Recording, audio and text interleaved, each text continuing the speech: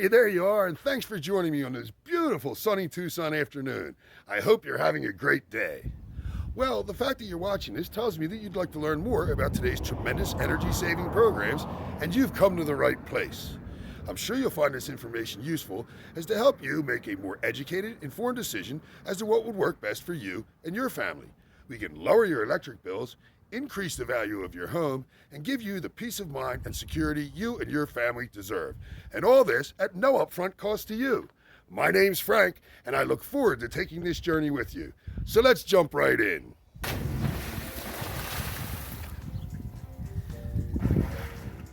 I know you're feeling it in almost everything you purchase. Doesn't matter whether it's clothing, simple household cleaners for your home, a 2x4, anything you purchase is out of control.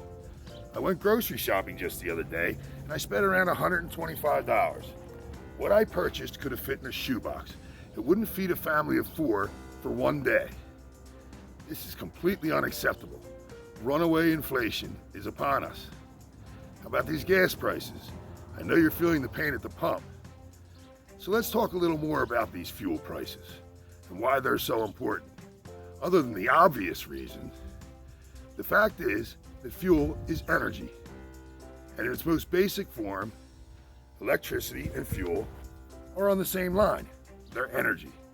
So why would we believe that fuel would spike in the last few months like this, but that our electric bill couldn't do the same thing? Well, actually, if we look at a few charts, we can see that the electricity you're consuming is rising at a fairly steady and somewhat stable rate, the way gasoline was just recently, until gasoline simply spiked and became almost, and in some areas, completely unaffordable. I fear we may see the same thing with our electric bill. Even if we don't, the simple increase that are predicted is going to put us in a pretty tight spot. And that becomes compounded when everything else is so much more expensive.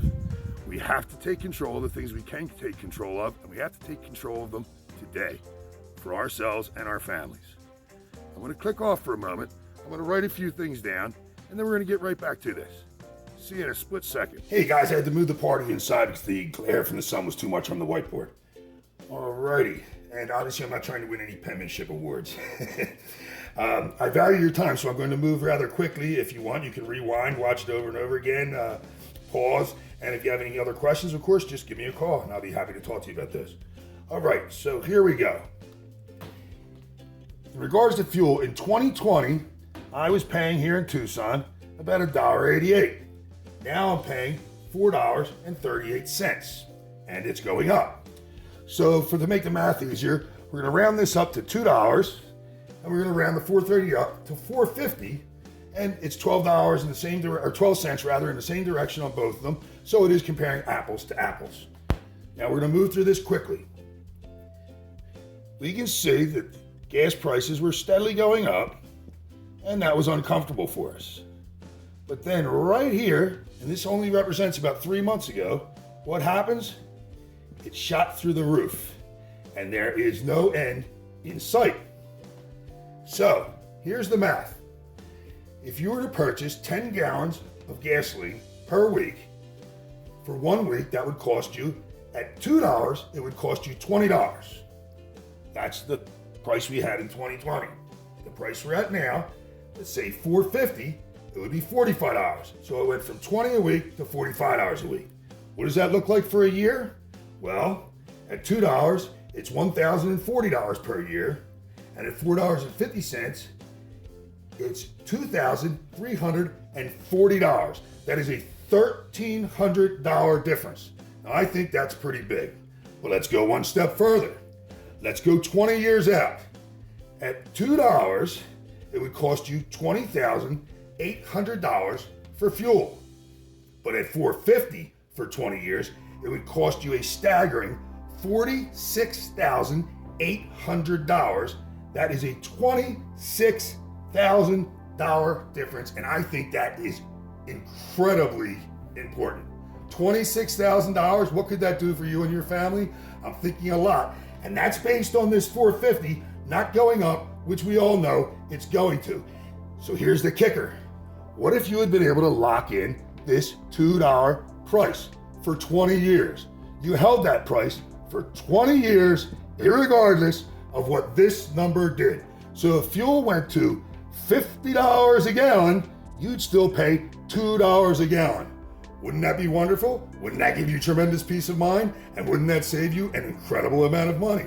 Well, we can't do that with your gas prices, and we can't go back in time.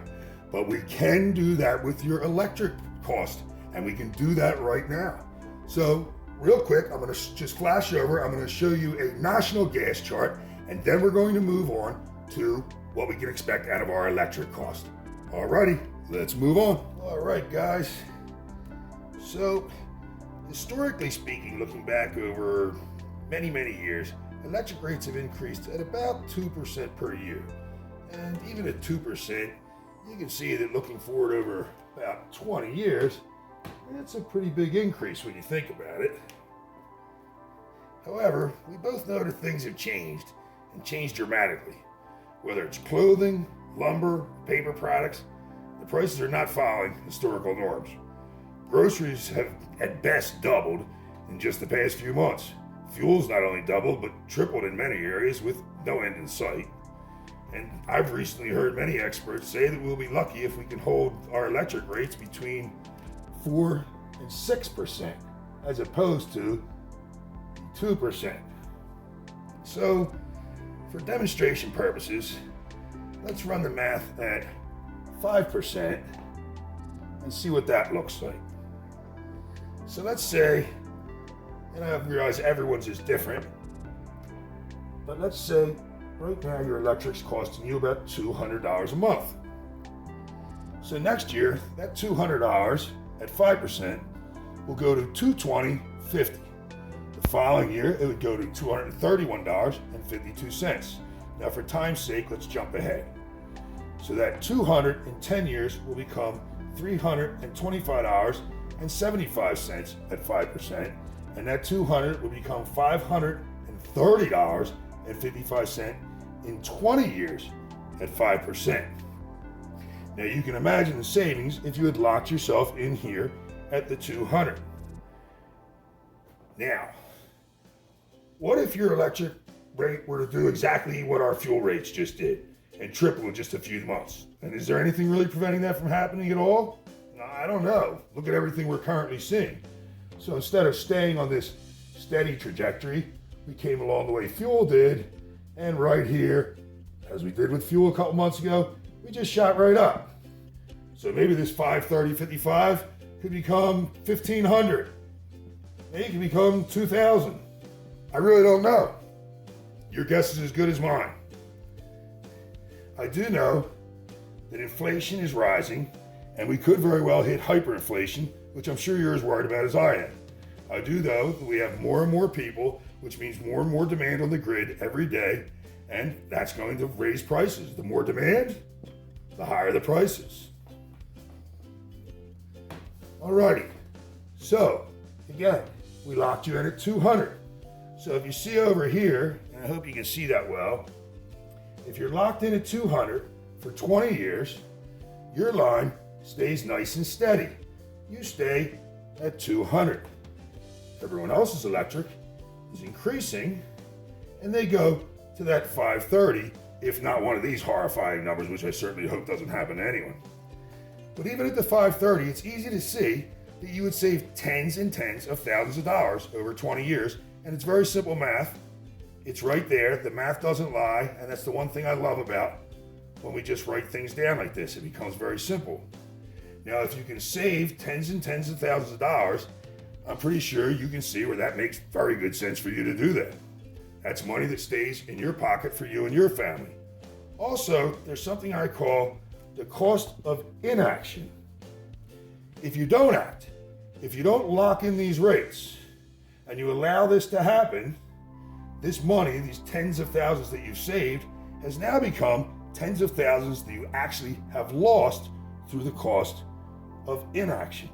Just as I said with gas, imagine if you had locked it in at $2 2 years ago and you were still paying $2. This is the exact same thing.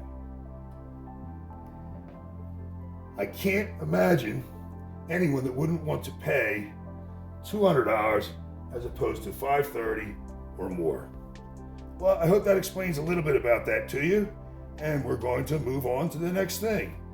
I think in the next clip, we're going to talk about tax incentives and other incentive programs. Alrighty, see you there. Alright, tax incentives and other incentive programs. Let's roll. And I'd just like to say I am not a certified public accountant. If you have any serious tax questions as to your personal situation, you may want to speak to your accountant. Alright, here we have it. Currently, at the time I'm filming this, the federal government is giving a 26% tax credit for the total cost of your system. So what that means to you is, and of course these numbers vary, everyone's system is completely different. I'm just using easy numbers to work with. If you were to have a system installed that cost $20,000, your federal tax credit would be $5,200. So that $5,200 you would get back out of that $20,000. That $5,200 can be split. So in other words, if this year's tax liability for you was $4,000 that you had to give to the federal government, you could then use that other $1,200 for next year. So it won't just disappear on you, you can still utilize that. Also, you have state tax incentives, which differ from state to state. In Arizona, where I'm filming right now, that can be up to $1,000 income tax credit. Now, I should note that the 26% federal tax credit is scheduled to end after 2022. Now, I'm hopeful that they will extend it again, but I can't say for sure that they will, so you may want to jump on this as soon as you possibly can. Now, we move on to the buyback program. Now, what does that mean? Well, that means, and again, it differs from state to state and can depend on your electric provider. But what basically happens is you get a credit for the excess energy your system produces.